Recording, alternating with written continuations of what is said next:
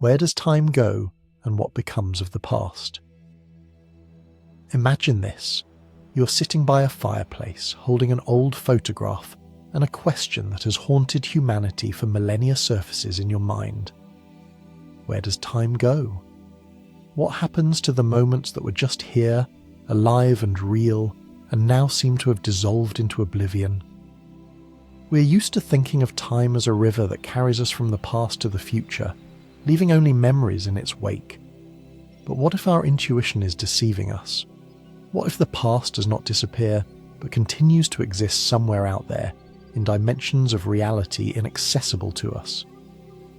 Early in the 20th century, a young patent clerk named Albert Einstein overturned our understanding of time and space. His theory of relativity showed that time does not flow the same for everyone. What we call now turned out to be merely an illusion, tied to our point of observation in the universe. For someone moving at an immense speed relative to us, our now could be their yesterday or tomorrow. This revolution in physics compelled us to reconsider the nature of time in a completely new way. Perhaps the past doesn't vanish, but merely becomes inaccessible to our perception. Perhaps, somewhere in the universe, imprints of all the events that have ever happened still exist. Today, we will embark on an incredible journey through modern physics and cosmology to understand what truly happens to the past. We will learn how light becomes a time machine, how gravitational waves carry records of cosmic catastrophes, and why quantum mechanics insists that information never truly disappears. Are you ready to discover that the past may be far more real than it seems? The architecture of time in space-time. To understand where the past goes, we first need to grasp what time is in modern physics, and here our first surprise awaits us. Time is not what we imagine it to be. In 1908, the mathematician Hermann Minkowski, building upon the ideas of his former student Einstein, proposed a revolutionary concept. He showed that space and time are inseparable. They form a single, four-dimensional continuum that we call space-time. Imagine not our familiar three-dimensional world, but a world where time is a fourth dimension, just as real as length, width, and height. In this picture, the past, present, and future are merely different coordinates within a single block of reality. Just as all points in a city exist simultaneously on a map, all moments in time exist simultaneously within the fabric of space-time. This concept became known as the block universe, or eternalism. According to this view, the question, "Where is our yesterday now?" sounds just as strange as asking, "Where is Moscow now if I am in Almaty?" Moscow hasn't disappeared. It's simply in a different location in space. Likewise, yesterday hasn't disappeared. It's simply in a different location in time. But if this is true, why do we experience the flow of time? Why does it seem to us that the past vanishes and the future does not yet exist? The answer lies in how our consciousness works and in a fundamental law of nature, the second law of thermodynamics. In the mid-19th century, the German physicist Rudolf Clausius introduced the concept of entropy, a measure of disorder in a system. Later, Ludwig Boltzmann showed that the entropy of an isolated system can only increase over time. It is this growth of entropy that creates what we perceive as the arrow of time, the direction from past to future. We see a cup shatter into pieces, but we never observe the reverse process. We grow older, but not younger. All of this is a manifestation of the relentless increase of entropy. Interestingly, at the microscopic level, most physical laws are symmetrical with respect to time. If you watched a film of individual particles moving in reverse, you wouldn't be able to tell which version was correct. The asymmetry of time only emerges at the macroscopic level, where the statistics of a large number of particles become important. Our universe began in a state of incredibly low entropy, at the moment of the Big Bang, about 14 billion years ago. Since then, entropy has been steadily increasing, creating the illusion of time's flow. But within the four-dimensional fabric of space-time, all these moments, from the Big Bang to the distant future, exist as equal parts of a single whole. Entropy does not destroy information about the past, it merely scrambles it, making it less accessible. Imagine dropping a speck of ink into a glass of water. After a while, the water will become uniformly grey, and it will seem that the information about the original shape of the ink drop has vanished. But from a physics perspective, all the information is still there. It is simply distributed among billions of water molecules. This is precisely why quantum mechanics insists that information never completely disappears. This is a fundamental point that leads us to an astonishing conclusion. The past not only exists within the fabric of space-time, but it also leaves real, physically detectable traces in the present. But where can we find these traces? How can we see the past with our own eyes? The universe's light archives. Every night when we look up at the starry sky, we become time travelers, not metaphorically, but literally, in the most direct physical sense. The light reaching our eyes carries information about events that happened in the distant past. Light travels at a finite speed, approximately 300,000 kilometers per second. This seems unimaginably fast in our everyday experience, but on a cosmic scale, this speed creates a wondrous effect. We see the universe not as it is now, but as it was in the past. The moon we see is actually where it was 1.5 seconds ago. The sun that illuminates our day emitted that light 8 minutes ago. The nearest star to us, Proxima Centauri, shows us its state as it was 4 years ago. And when we look at the Andromeda Galaxy, we see it as it was 2.5 million years ago, at a time when the genus Homo was just beginning to emerge on Earth. Every photon of light is a messenger from the past, carrying coded information about the moment it was emitted. The spectral composition of light tells us about the temperature and chemical makeup of stars. The polarization of radiation reveals the secrets of magnetic fields. Gravitational lensing shows us how matter was distributed in space billions of years ago. A particularly stunning example is the cosmic microwave background radiation, discovered in 1965. This is the light emitted by the universe when it was just 380,000 years old. Before that moment, the universe was opaque to light. It was too hot and dense. But when the temperature dropped enough for electrons to combine with protons to form hydrogen atoms, the universe suddenly became transparent. That moment of cosmic dawn is imprinted on the photons we can still observe today. By analysing the tiny fluctuations in the temperature of the cosmic microwave background, we can reconstruct the structure of matter in the early universe with astonishing precision. We can see the seeds of galaxies, the precursors to the structures that would, billions of years later, become cities of stars and planetary systems. But light is capable of even more amazing tricks. Sometimes, events from the past can be seen twice, thanks to a phenomenon called light echoes. Imagine a supernova that exploded thousands of years ago. Some of its light travelled directly to us, while another part reflected off clouds of dust surrounding the star and arrived later, allowing us to essentially re-watch this cosmic event. A classic example is the supernova in the Large Magellanic Cloud, which exploded in 1987. Astronomers are still observing light echoes from this explosion as they reflect off various layers of interstellar dust. Each echo shows us the explosion from a slightly different angle, allowing us to create a three-dimensional picture of this grandiose event. Earth, too, leaves light trails in the cosmos. Every radio signal, every television broadcast, every radar pulse propagates through space at the speed of light. Now, in the year 2025 of the 21st century, Earth's radiosphere, the sphere of our radio signals, has a radius of just over 130 light-years.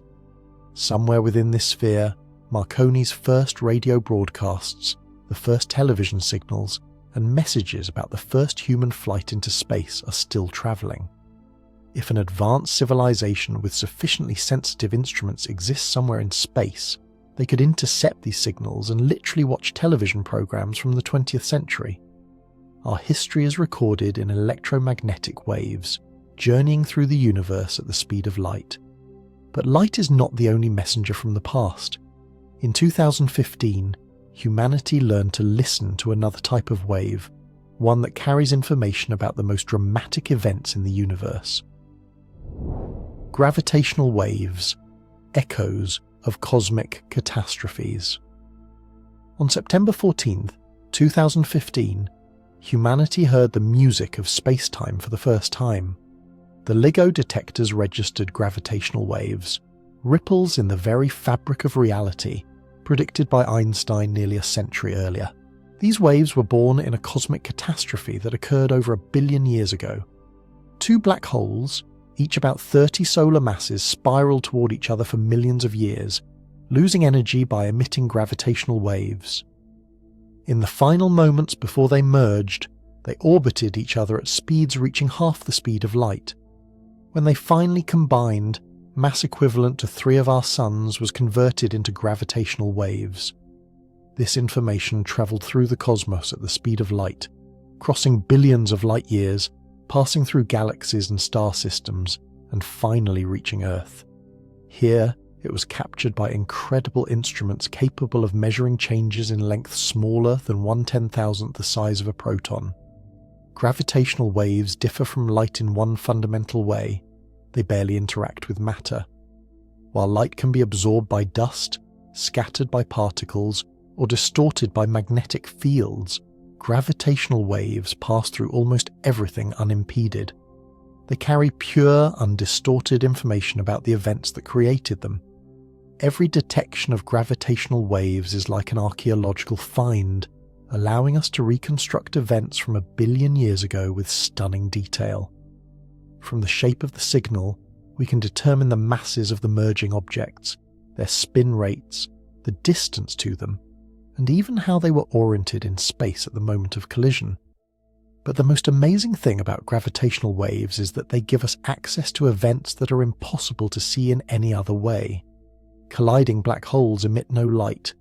They occur in complete darkness, in regions of space-time so warped that not even light can escape. Only gravitational waves can tell us about these dramatic events. Moreover, gravitational waves allow us to peer into the earliest moments of the universe's existence, a time that light cannot penetrate. If the theory is correct, the first gravitational waves were generated during the moment of cosmic inflation, when the universe was less than a second old. These primordial gravitational waves are still travelling through the cosmos, carrying information about the birth of space and time itself. Future detectors, such as the space-based interferometer LISA, will be able to register gravitational waves from events that occurred at the dawn of the universe. We will be able to literally hear the Big Bang, not metaphorically, but as actual oscillations of space-time that have reached us from the deepest depths of the past. Every gravitational wave is a voice from the past, an echo of the events that shaped our universe long before the Earth, the Sun, or our galaxy came into being. And these voices continue to resonate, carrying information across cosmic expanses, creating a giant library of recordings of all the dramatic events in the universe's history. But it's not just the cosmos that holds records of the past. Our own planet turns out to be an amazing archive, where every layer, every crystal, every molecule carries information about what happened thousands and millions of years ago. Earthly archives, when the planet becomes a library. Beneath our feet lies one of the most detailed libraries in the known universe. Every layer of rock, every ice core, every tree ring is a page in a history book written by nature itself. In the ice caps of Antarctica and Greenland, ancient atmospheres of the Earth are frozen in time. As snow falls and compacts into ice, it traps tiny air bubbles, time capsules containing samples of the atmosphere from past epochs. By drilling ice cores, scientists can literally breathe the air that mammoths breathed or analyze the atmospheric composition from a time when our ancestors were just beginning to use fire. One of the deepest cores, extracted at Vostok Station in Antarctica, contains a record of climate change over the last 800,000 years. These ice layers preserve evidence of ice ages, volcanic winters, and changes in solar activity. The isotopic composition of oxygen can reveal the temperature of ancient oceans. Carbon dioxide concentrations tell us how the climate changed. Volcanic ash identifies catastrophic eruptions that affected the entire planet. Trees, too, keep a diary of time. Each annual ring is a record of the conditions of a specific year. A wide ring indicates a favourable climate. A narrow one suggests drought or cold. By cross-referencing rings from different trees, including ancient logs and archaeological finds, scientists create continuous climate chronologies that extend thousands of years into the past. The oldest living trees, bristlecone pines in the mountains of California, are over 4,000 years old. They began to grow when the pyramids were being built in Egypt, and each of their rings is a witness to a specific year in human history. But even older archives are hidden in stone. Fossils tell the story of a life on Earth, stretching back hundreds of millions of years. They preserve not only the forms of ancient creatures, but also the conditions of their habitats. The isotopic composition of ancient shells can reveal the sea temperatures of the Jurassic period. The structure of fossilized wood can tell us about the atmospheric composition during the Carboniferous period. Particularly amazing archives are found in amber, the fossilized resin of ancient trees. In amber, entire ecosystems of the past are preserved as if in time capsules. Insects, spiders, leaves, even raindrops from the Cretaceous period. From these inclusions, scientists can extract the DNA of creatures that lived tens of millions of years ago. The revolution in paleogenetics has allowed us to read the genetic archives of the past. DNA from Neanderthals, extracted from bones tens of thousands of years old, has shown that these close relatives of ours did not disappear without a trace. Their genes still live on in the genome of modern humans. We carry genetic messages from the Stone Age within us. Even older messages are hidden within our very cells. Mitochondria, the powerhouses of our cells, were once independent bacteria. Billions of years ago, they entered into a symbiotic relationship with the ancestors of modern cells, and their DNA has carried information about this ancient alliance ever since. By analysing mitochondrial DNA, we can trace the migration routes of our ancestors and understand when and where the common maternal ancestor of all humanity lived. But even these archives seem young compared to the records left in the very structure of atoms. Every atom heavier than hydrogen was forged in the hearts of stars or at the moment of their death. The iron in our blood, the calcium in our bones, the oxygen in our lungs, all are the ashes of long-dead stars, carrying information about processes that occurred billions of years ago. The isotopic composition of elements tells us in which specific stars they were born. Rare isotopes created in supernova explosions allow us to trace the history of star formation in our galaxy. We are literally made of the universe's archival materials. Every atom in our body is a witness to cosmic history. All these terrestrial and cosmic archives show us one important thing. Information about the past does not disappear. It merely transforms, gets re-encoded, and is distributed among different carriers. And the deeper we understand the laws of nature, the more ways we find to read these records. But what does quantum mechanics tell us about the fate of information? Can information disappear at all? The quantum unbreakability of information. In the world of quantum mechanics, one of the most enigmatic and important principles of modern physics holds true: information cannot be destroyed. This principle, known as the unitarity of quantum evolution, means that if we know the current state of a quantum system with absolute precision, we can, in principle, calculate any of its past states. Imagine a quantum system as an intricate dance of particles, where each particle can exist in multiple states at once, in what is called a superposition. The Schrödinger equation, which describes the evolution of this system over time, is completely reversible. This means that if we run the quantum evolution backward, we can perfectly restore the system's past state. But here, an interesting paradox arises. In our macroscopic world, information seems to vanish all the time. A burned book turns into ash and smoke, losing its text forever. A shattered cup breaks into fragments, and we cannot precisely reconstruct its original form. How can we reconcile the reversibility of quantum laws with the irreversibility of macroscopic processes? The answer lies in the concept of decoherence. When a quantum system interacts with its environment, information about its quantum state doesn't disappear, it leaks into the surroundings. The superposition collapses and the system transitions to a classical state, but the information about the initial quantum state remains encoded in the collective state of the system and its environment. Theoretically, if we could track every particle in the environment and trace all their interactions, we could recover the lost information. In practice, this is impossible due to the immense number of particles and the complexity of their interactions, but the possibility in principle remains. This principle leads to one of the most dramatic paradoxes in modern physics, the black hole information paradox. According to classical physics, anything that falls into a black hole disappears forever behind the event horizon. But in the 1970s, Stephen Hawking showed that black holes emit particles and gradually evaporate. Hawking radiation, as it turned out, has a thermal spectrum. It appears completely random, containing no information about the matter that fell into the black hole. If this is true, then the information about the fallen matter is lost forever, which contradicts the principle of unitarity in quantum mechanics.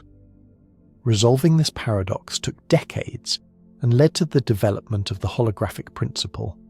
According to this principle, all the information about a three-dimensional region of space can be encoded on its two-dimensional boundary. Applied to black holes, this means that the information about fallen matter never actually crosses the event horizon, but remains encoded on its surface. Hawking radiation, it turns out, is not random but contains subtle correlations that carry information about the black hole's interior. This information is released very slowly as the black hole evaporates, but eventually all the information is returned to the surrounding space. The holographic principle has astounding implications for our understanding of reality. Perhaps our entire three-dimensional universe is a hologram, a projection of information recorded on its distant two-dimensional boundary. Every event, every interaction, every thought could be part of a grand holographic record where nothing is ever lost without a trace. Quantum mechanics offers other intriguing possibilities for preserving information about the past. According to Everett's many worlds interpretation, every quantum measurement causes the universe to split into multiple parallel worlds. In one world, Schrödinger's cat is alive, in another it's dead, and every alternative history is realized in its own branch of the multiverse. If this interpretation is correct, then the past is not just preserved, it exists in all its possible variations simultaneously. Every decision, every random event spawns new branches of reality, where history unfolds differently. Our past is just one of an infinite number of possible histories, each equally real in its own branch of the multiverse. Experiments like the delayed choice and quantum eraser experiments show that future measurements can influence the interpretation of past events. A photon can decide whether it was a wave or a particle in the past based on how we choose to measure it in the future. This doesn't mean we can change the past, but it reveals that the boundary between past and future in the quantum world is far blurrier than in classical physics. All these quantum effects point to one thing: information about the past does not disappear. It may be transformed, distributed, or become inaccessible to direct observation, but the fundamental principle of unitarity guarantees its preservation. In the quantum universe, nothing vanishes without a trace. It merely transitions into new forms of encoded information. But if information is truly preserved, a tantalizing question arises: can we ever learn to travel through time and see the past with our own eyes? Paradoxes of time and the protection of causality. The idea of time travel has captivated the human imagination long before the advent of science fiction. But can time really flow backward? Do the laws of physics permit a return to the past? Surprisingly, Einstein's general theory of relativity does not forbid time travel. In fact, it contains solutions that describe so-called closed time-like curves, paths in space-time that return to their own past. The first such solution was found by Kurt Gödel in 1949. His carousel universe rotates so fast that space-time is twisted into a spiral, allowing a traveller moving along a specific trajectory to return to their own past. However, such a universe would have to rotate as a whole, which contradicts observations of our real universe. Later, other exotic solutions were found. Tipler cylinders, infinitely long rotating cylinders of immense mass, cosmic strings moving near the speed of light, and wormholes, tunnels in space-time connecting distant regions of the universe. All these constructs have one thing in common: they require matter with exotic properties, such as negative energy density or tension, which could pry open space-time in the required way. The existence of such exotic matter in macroscopic quantities is highly doubtful, but quantum mechanics does allow for local violations of classical energy conditions.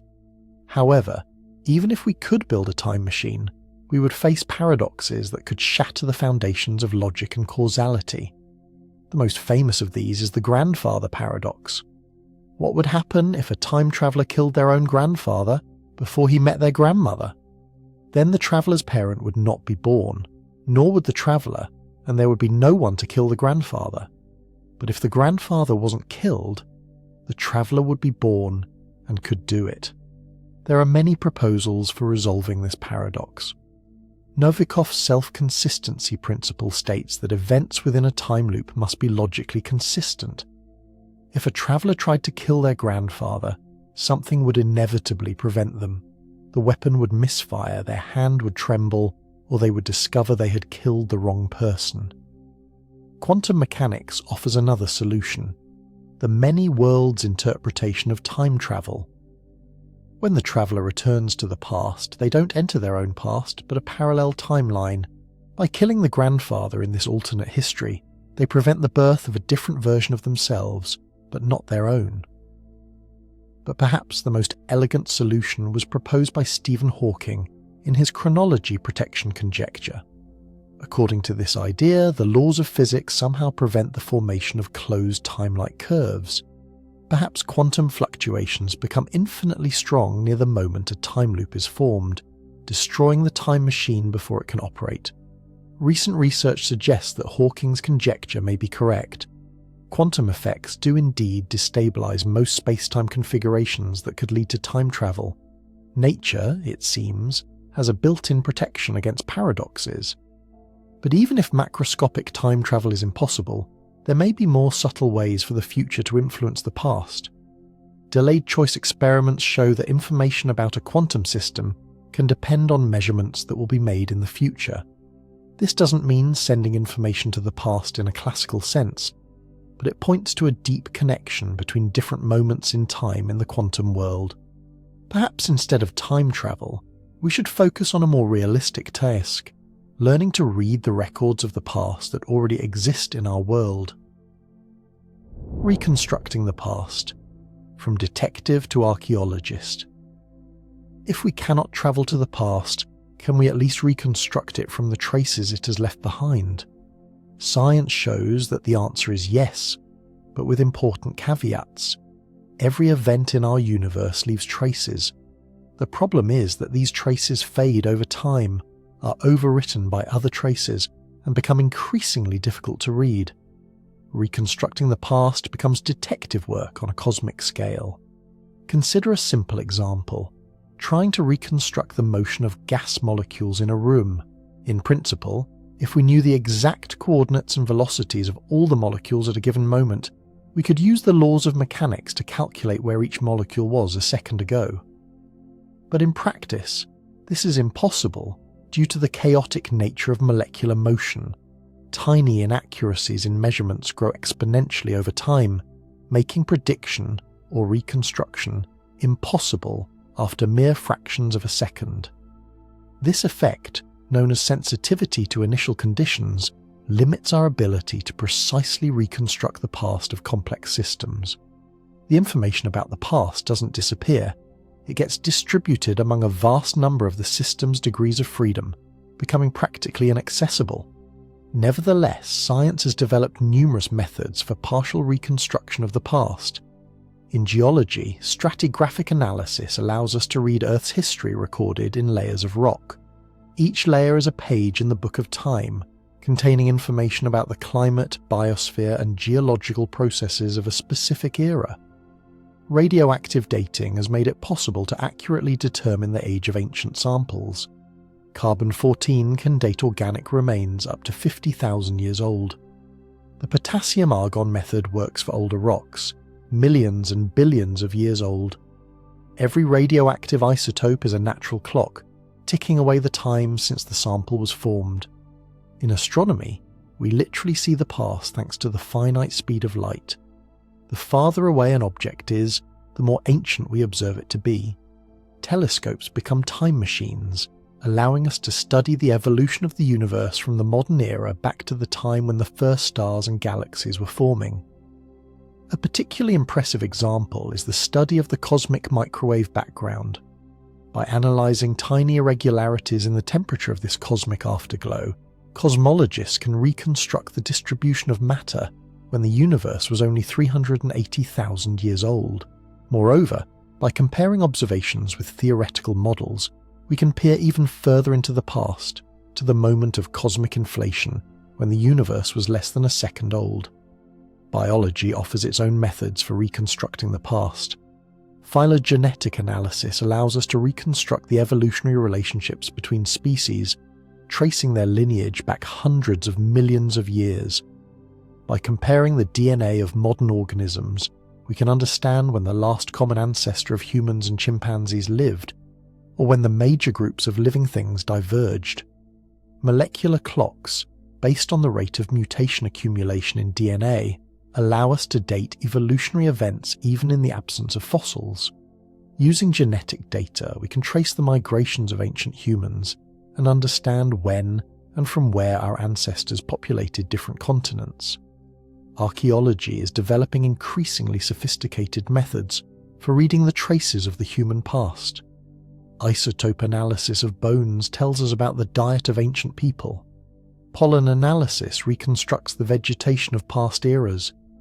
Dendrochronology, using tree rings, creates precise calendars of antiquity. Modern technologies open up new possibilities. LiDAR scanning can reveal ancient cities hidden under jungle canopies. Satellite archaeology identifies buried structures through changes in vegetation. Analysis of ancient DNA reconstructs the genetic portraits of long-vanished peoples. But the most ambitious projects for reconstructing the past involve attempts to recreate extinct species. De-extinction projects aim to bring back mammoths, using DNA preserved in permafrost and modern genetic engineering technologies.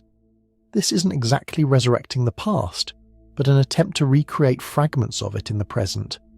Theoretically, if we had unlimited computational resources and complete information about the current state of the universe, we could simulate its evolution in reverse and reconstruct any moment of the past. In practice, this is impossible due to quantum uncertainty, chaotic dynamics, and the sheer volume of information. But even a partial reconstruction of the past gives us incredible opportunities. We can see the faces of our ancient ancestors, hear the music of distant civilizations, and understand how Earth's climate has changed over millions of years. Every new method of reconstruction is a step toward a more complete understanding of our past. And although we may never be able to restore it completely, we can approach this goal, creating an ever more detailed picture of the history of the universe, the Earth, life, and humanity. Memory and perception, how consciousness creates time. But what is the past for us personally? How does our brain create the sensation of time's flow and preserve memories of past events? It turns out that our subjective perception of time is radically different from physical time. Memory is not a video recording of the past. It is an active process of reconstruction that recreates a memory anew each time. When we remember something, the brain doesn't just play back stored information, it reassembles it from fragments stored in various parts of the brain, and each time this process can yield a slightly different result. Neurobiological studies show that memories are physically altered every time we recall them. This process is called memory reconsolidation. When we retrieve a memory from long-term storage, it becomes labile, malleable to change. New information, our current emotions, the context of the memory, all of this can influence how the memory is re-recorded. This means that our past is in a sense constantly being rewritten by our present. We don't just remember the past, we create it, changing it slightly each time we recall it. Moreover, our brain actively constructs the sensation of time's flow. In physics, there is nothing that corresponds to our subjective feeling of now. Physical time is a coordinate like the coordinates of space, but our consciousness creates the illusion of a moving now that separates the past from the future. This illusion arises from the way our brain works. Neurons have characteristic reaction times, memory has a hierarchical structure with different timescales, and attention has a limited bandwidth. All of this creates the phenomenology of time, our subjective experience of its flow. Interestingly, different states of consciousness can radically alter our perception of time.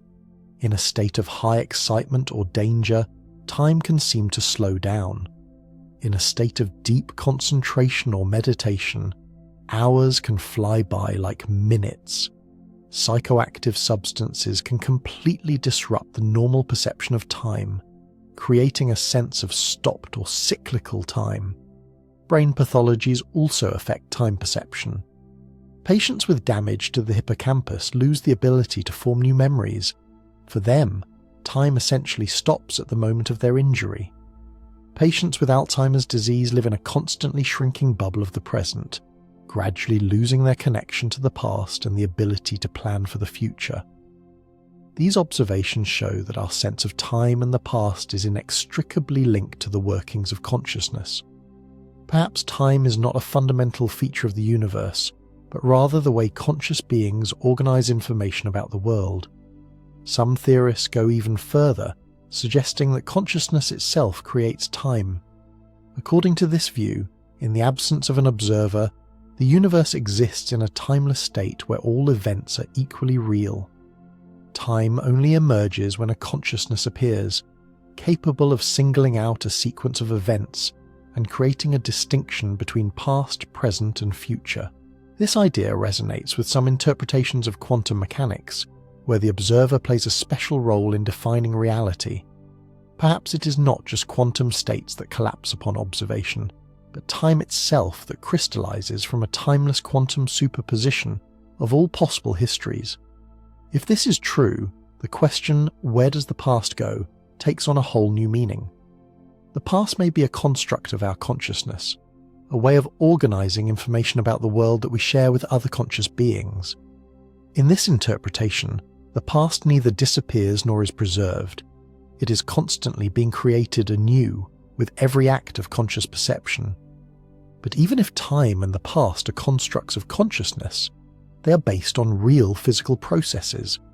The information recorded in the neural connections of our brain has a physical basis.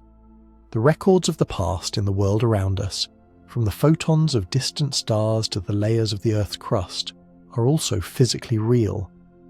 Perhaps it is more accurate to speak not of where the past goes, but of how it is transformed. From a living present into memory records, from active processes into frozen traces, from subjective experience into objective information.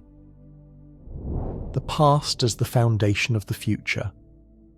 At the end of our journey through time, we arrive at an astonishing conclusion. The past does not disappear. It merely changes its form of existence, transitioning from an active reality into informational records distributed throughout the universe. Every photon traveling through space carries a message from the past. Every gravitational wave is an echo of events long past. Every atom in our body is an archival document, testifying to processes in the hearts of ancient stars. Every cell holds genetic information accumulated over billions of years. Physics shows us that within the four-dimensional fabric of space-time, all moments exist simultaneously. The past, present, and future are not sequential states of reality. but different cross-sections of a single block of existence. Relativistic physics has stripped us of a privileged now, showing that simultaneity is relative and depends on the observer. Quantum mechanics adds the principle of information conservation to this picture. In the quantum world, information cannot be lost without a trace.